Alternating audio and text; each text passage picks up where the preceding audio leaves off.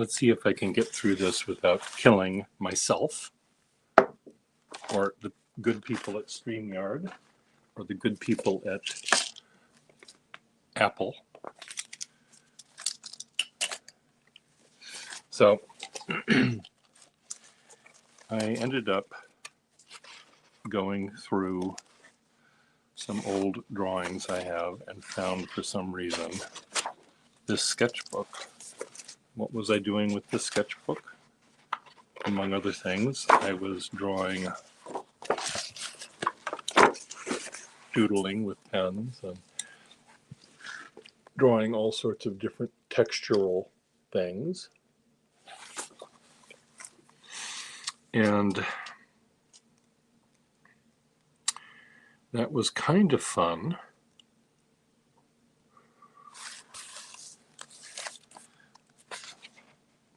And then I was thinking of using these textures in maps that I make.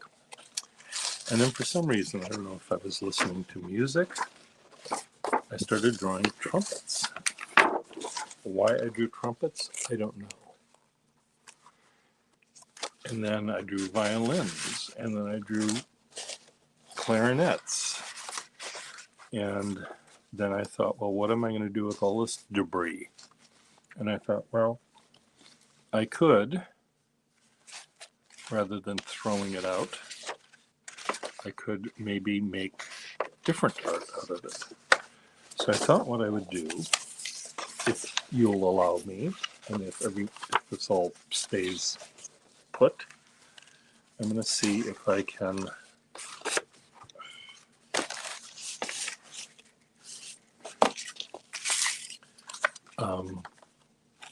add watercolor, or rather water without the color, to the ink and see what happens when it dissolves. Let's try this out. Where did this go? Try to get this so this is more in the middle.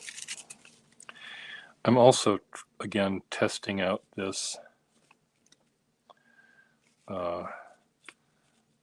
different place I set up, because I believe I'm having a fellow artist come by here later today, and maybe we'll chat together. His name is Justin, and he's a very talented artist and loves pens.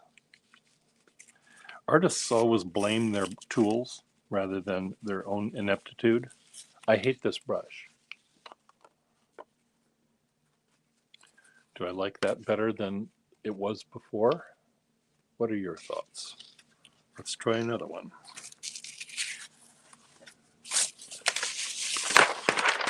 There's crumbs on that piece of paper. My cat needs to have drugs, and the pill you have to cut in half so the cat can eat it. And the pill is crumbly. So consequently, there's crumbs of drugs all over my, what do you call it? Table. Do I like what I'm doing here? I wish this were a really fine brush that had maybe 2 bristles in it, because this is very big and fat. Let's just make this. So Rhapsody in Blue Black, I don't know if I don't know if this is a new stream or the part of the stream I started when I was having technical wardrobe malfunctions or not. But Rhapsody in Blue Black was meant sort of as a play on Rhapsody in Blue by Gershwin, but also blue-black ink, which is what many of us draw or write with. So I kind of like how these are turning out. Let's try some of these. Now, what I'm going to do with these, I don't know. I might just cut them up and assemble them together in a collage. I might do something else. I haven't decided this yet. The main thing I'm trying to do here is just let you know that I will be having a visitor.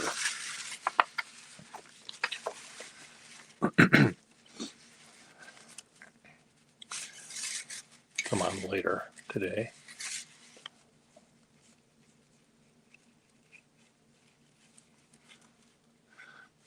What pen was I using to do this fine line work?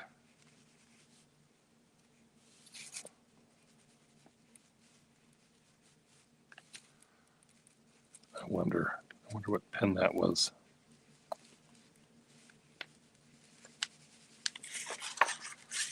Who knows?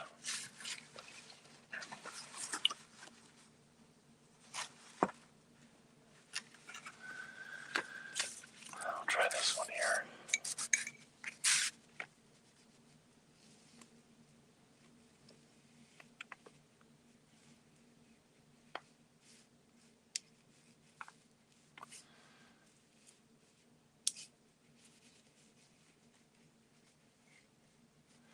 I kind of like not being in control. Sometimes I want to be in control, but other times it's sort of neat just to see what happens when you add water. Just add water.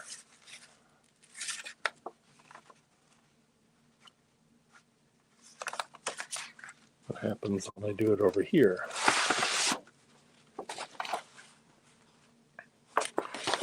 This big, there's hardly any ink on these thin lines. This will be blue ink, I think.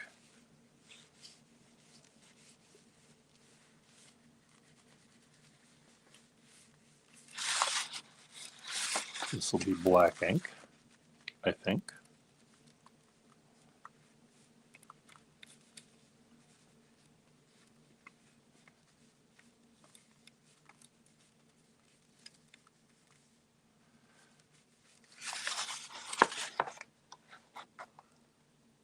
Someone's watching me. Someone made it all the way through the trauma of my trying to make this work.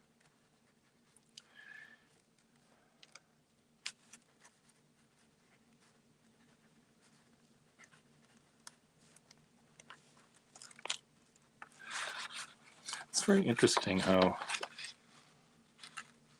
different kind of black inks turn blue when you add water, and some turn sort of a brown color.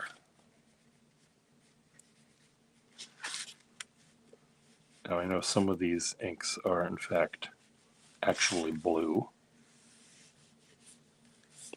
so we can't blame blue ink for turning blue, can we?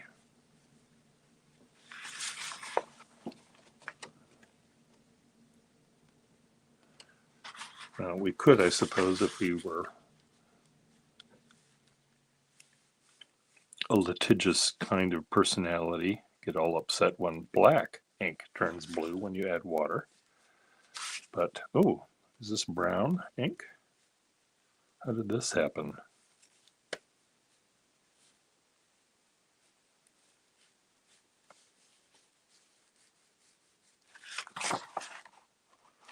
I guess it's brown ink. How did I... Is there any more brown ink on this page?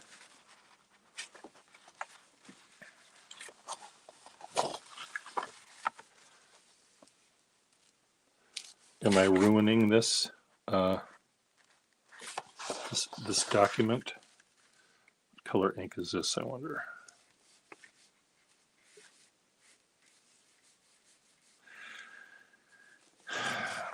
When I'm trying, when I see old sketches and I try to do something with what I've done in the past, sometimes it takes me a good while to get back into that mindset that I was in when I made these, which I'm not entirely sure when this was, but it was many years ago. And the world has changed a lot since then. COVID happened. My father died. What else happened? We sold our family home, and these kinds of things do change one's view as to what happens in the world. And if I were to look at if I were to suddenly now decide to draw a trumpet, I'm not entirely positive I would draw it like any of these. And looking at a lot of the artwork I did for Penworld magazine a decade ago or 2 decades ago, I'm discovering my style has changed and my outlook has changed, and it's just all very different.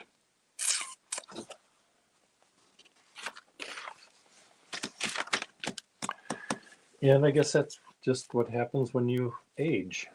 You decide you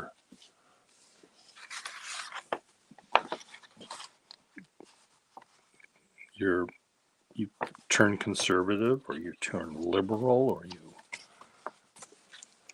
get gout. What else can happen?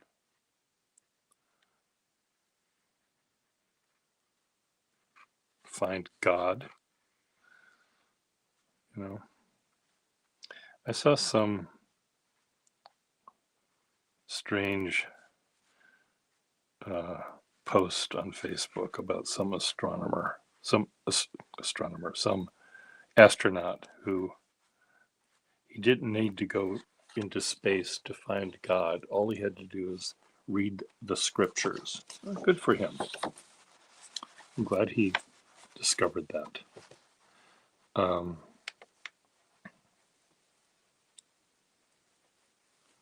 Going into space was never about finding God.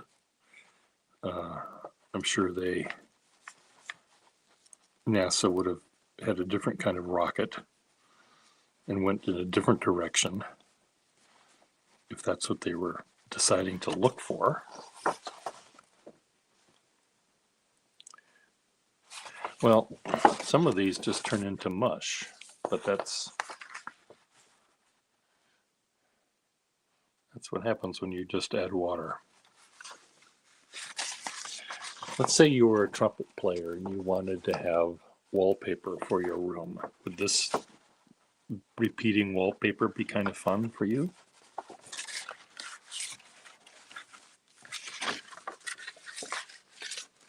Please put your answers below. Just add to shopping cart. You can buy this for your very own wallpaper.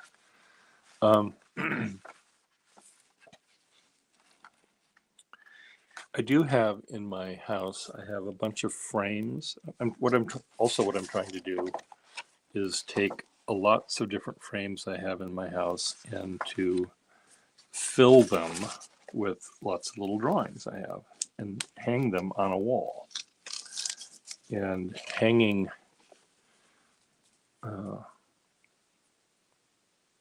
deciding what drawing is going to go into what frame is part of my trauma right now. But I do have a number of frames that are shadow frames. So you can put layers of things on top of one another and you'll see they're not going to be pressed flat against the glass. They're going to be sticking up. So just cutting these all out and just randomly sort of putting them together might be kind of fun. Maybe not even gluing them in the frame, so you can take the frame off the wall and you can rotate it and the pieces of paper go hither and yon. A friend of mine in my building who collects things turned 50, I believe, at one point in her life. She's now maybe 70, maybe 80 years old. I don't know, she's a little older than I am. 75, let's call her 75. And when she turned 50, though, someone gave her an apothecary jar full of, I think it was salt, or it might have been sand. I think it was sand, because I think salt might have caused difficulty. If it got moisture in it, it would crystallize or something. It's already a crystal. It would stick together or dissolve or something. So I think it was just sand.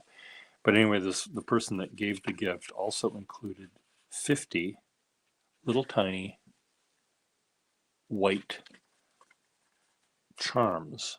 They were like a charm on a charm bracelet, but maybe half that size. So I don't know where they came from. Again, this is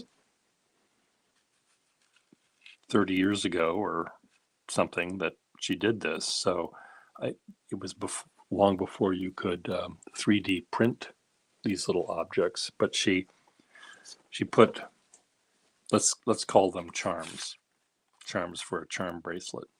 Let's just pretend that's what they were. I think they were not heavy. They were sort of the same density of the sand, so they didn't all sink to the bottom when you shook it. I think they all were mixed, but some of them would be at the top of the jar. The jar had air in it too, so you could shake it, and there'd be one or two or three that you might see at the top of the pile of sand. And then you'd shake it again and you'd see maybe three different ones, or maybe two new ones and the same one of the same ones you've seen. Anyway, the idea was she would try to find all 50 charms. And I thought that was sort of a cool idea, where you would have to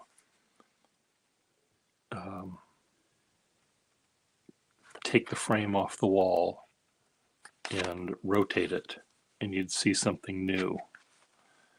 And I don't know, there's something fun and kinetic about that kind of a thing, and why not?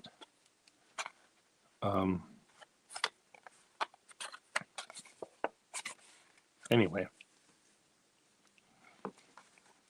I don't know if any of this is working, but kept me occupied for a few minutes while some people watched me, and some people might watch me later on play with my ink.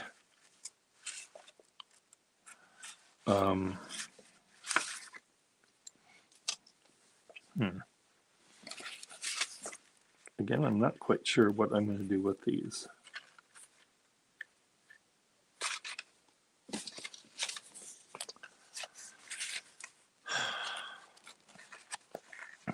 I do have an idea of what to do with when I make my my faces using diplomas.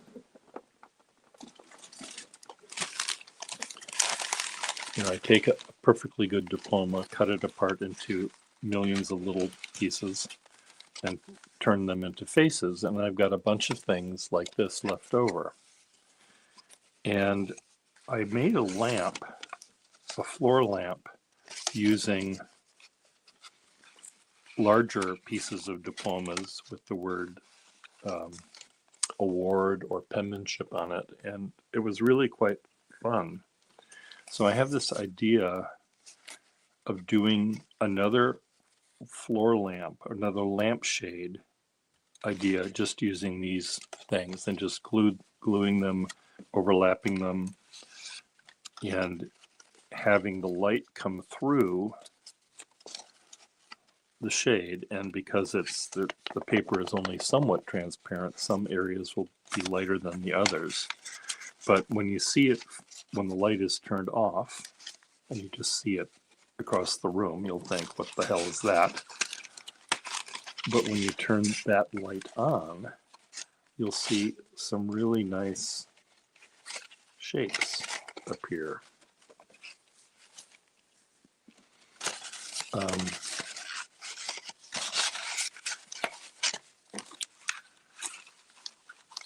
And what are your thoughts about that? So I could do the same kind of thing, with drawings I did, like this. This could be turned into a lampshade, a bumpy, fuzzy lampshade. Or not.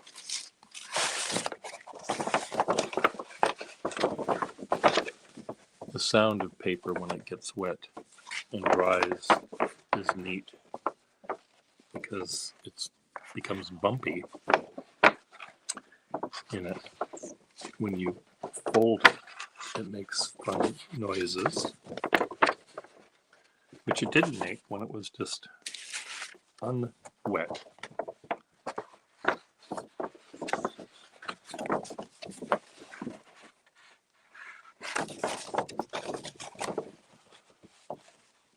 Yes, Dr. Obvious.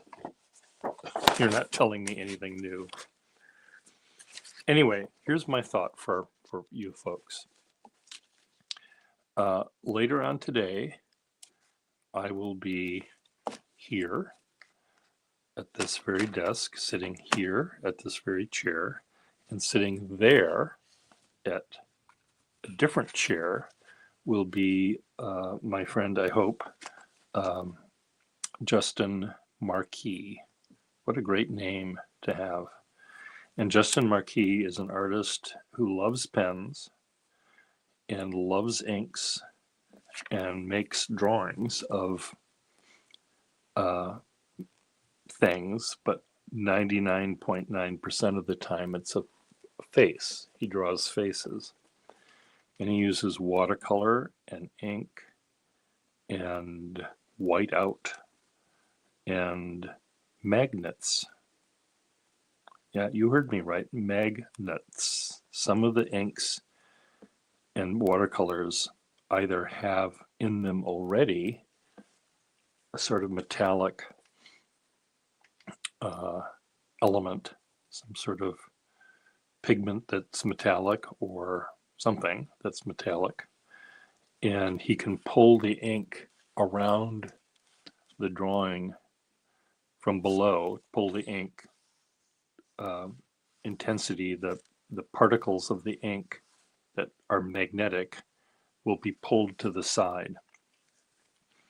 And he showed me a drawing. He did a drawing with this ink, and he said, well, you can erase it with a magnet too. So he took a magnet and he started erasing the drawing with the magnet. So his fascination with technique and tools is really, really interesting. He also will take a pen, perfectly good pen, and take a perfectly good pair of pliers and do absolutely unspeakable things to the nib. But what he gets when he bends the tines of the nib, it looks like some of his nibs look like the cartoon when Woody Woodpecker crashes into the Empire State Building and you see Woody Woodpecker's beak get all bent like that, like an accordion. He'll sort of do that with his pen nibs, and he'll draw sort of like he's making one of those metal Coke can nibs or a Fude nib, where he can change the angle and and write with the pen upside down so it actually looks like charcoal, which is really, really cool. And he's not using vintage 100-year-old Waterman #8 nibs. He's using nibs that you can buy today. So I tell him, just, knock yourself out. It doesn't bother me that you're traumatizing modern nibs, because they are modern and you can buy a new one right now.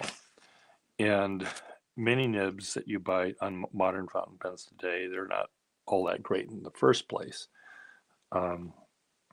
So by tweaking a nib that doesn't work very well to work in a particular way for him, for art, that's acceptable in my book. So you can manhandle modern stuff. So who else came in the room just now? Can someone just type something, say hi, say goodbye? I may not keep this video. I may delete it because of the trauma I had at the beginning. I thought I had turned it off to start a new one, but it seemed that maybe the video is just one big clusterfuck of me screaming at my setup here. I have my iPad is being held up by a horizontal, I don't know what the thing was for. It might have been, I don't know what it is, but it's resting on a flat horizontal piece of metal, and if I don't move or touch anything, and we don't have an earthquake in Boston, it should stay there, but it doesn't want to. It wants to slide off. And so what I did was I rested this thing on this thing, and I took this white tape and I just taped over the holding the iPad down. So hopefully that will work, and it'll work when Justin is here later today. It is, I know I should just go out and buy a new kind of holder for my iPad when I'm broadcasting, so I don't have to deal with this jury-rigged aspect, but jury-rigged apparatus, but anyway. I hope to see you later this afternoon. I don't know when Justin is going to come by. I don't know, in fact, whether he does want to broadcast with me. I know he does at some point. He may not have time today to do that. He's coming by today to take his display of his art down. He was meant to show at Open Studios today, or this year, and he ended up getting sick. So I said, well, since you have all your work framed and everything, let's put it on display in our building, which he did, and people have enjoyed seeing it. And so that was good.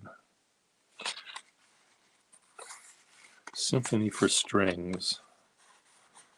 And trumpet. Rhapsody in Blue, Black.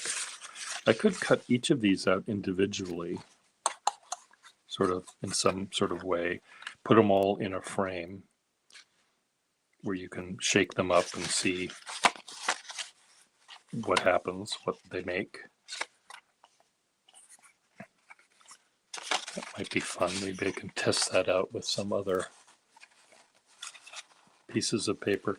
There's also, let me show you something if I can get it without causing any trauma.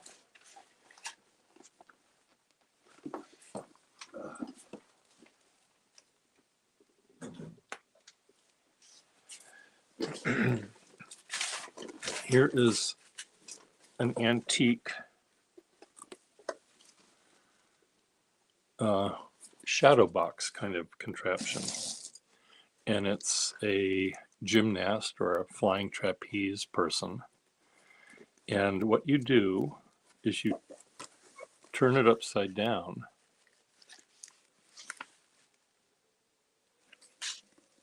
Turn it upside down and it moves. I don't know if you can see it moving. There you go. So turn it upside down again.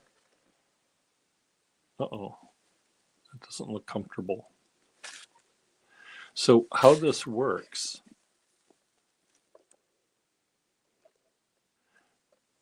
is kind of cool. There's evidently sort of an hourglass behind here, and there's sand that goes from the top to the bottom, and it rotates an axle, which causes this guy to turn to do somersaults. And then you turn it upside down again, and he goes the other way. So then you can sit here all day long and watch this thing do that.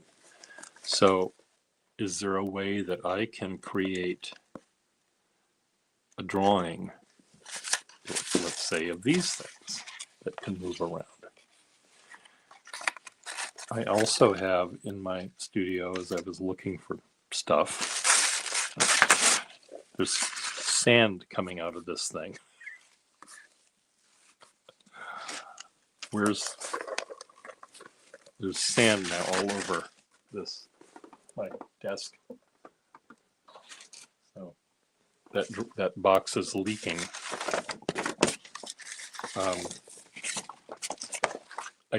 As I was in my studio looking for stuff, I have a big wall clock that's maybe 18 inches in diameter.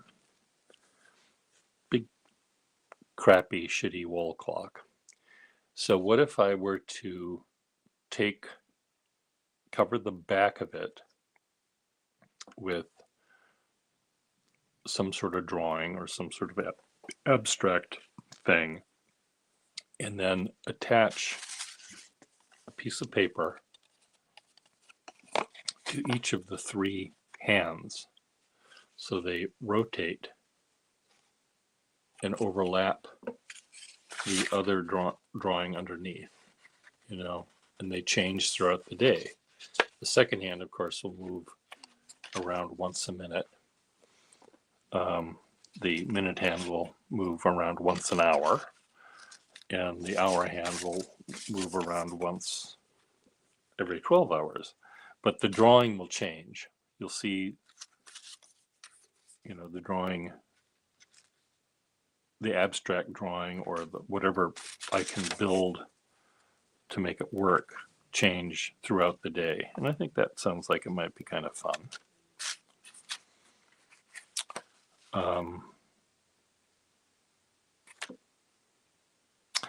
I do lots of things that are kind of fun. I like to think they're kind of fun. One of my neighbors I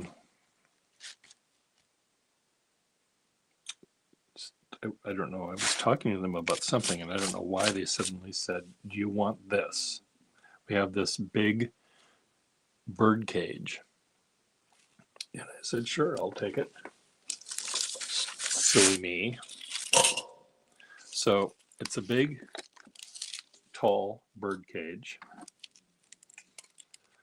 that's maybe 4 feet tall, maybe 18 inches in diameter. Big chrome thing. It's a big thing to hang it from the ceiling.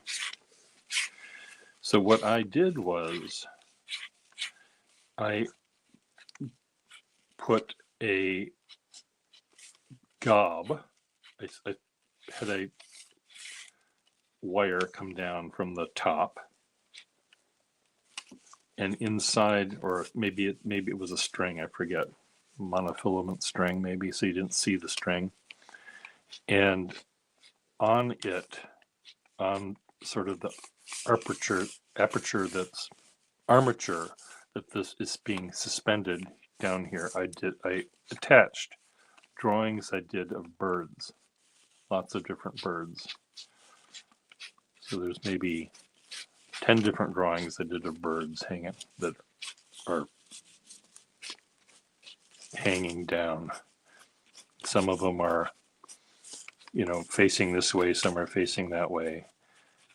And I thought it was kind of fun. I used it as an example of my artwork for an Open Studios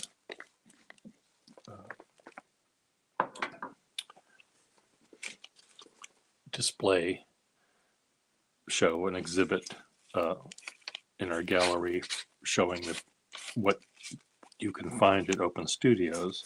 And I had it hanging at eye level. So it was right there. You couldn't miss it. Except, I don't know if anyone saw it. I asked people when they came up to see me, "Oh, what piece did you have in the gallery?" And I said, well, it was a picture of it was a 4 foot tall bird cage with bird drawings in it. Oh, I didn't see it. Well, you couldn't not see it. You had to walk around it. How is it possible that you missed it? And that's sort of a weird part about art, is if you're in a gallery and things are supposed to be on the wall with a frame or on a pedestal, something hanging down from the ceiling, you might not, your brain might not be tuned in to register something like that. Someone should do a test. What do people notice?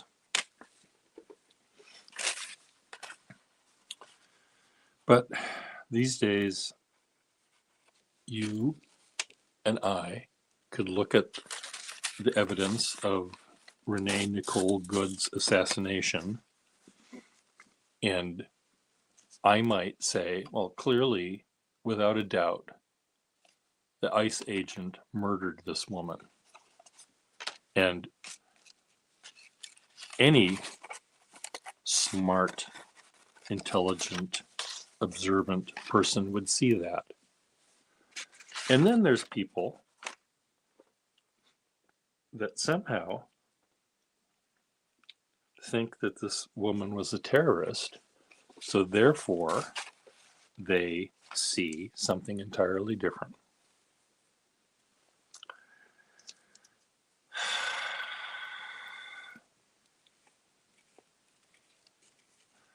And it's kind of fascinating.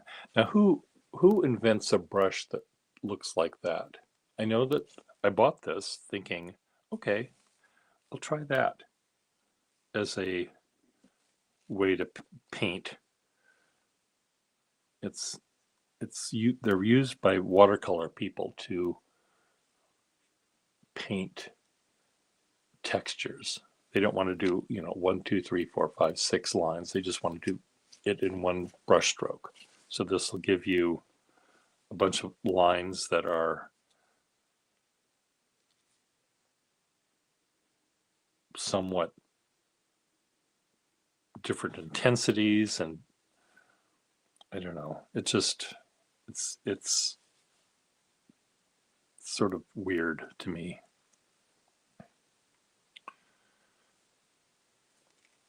And there's fan brushes. look like that. And it's a way to get a certain set of atmospheric texture. But give me a brush that has a point on it. There are flat brushes. I can understand why people might want that. It's like a stub nib, a stub brush. There might be logic behind that. Anyway, check in later. You'll see me and Justin Marquis play with pens. Bye.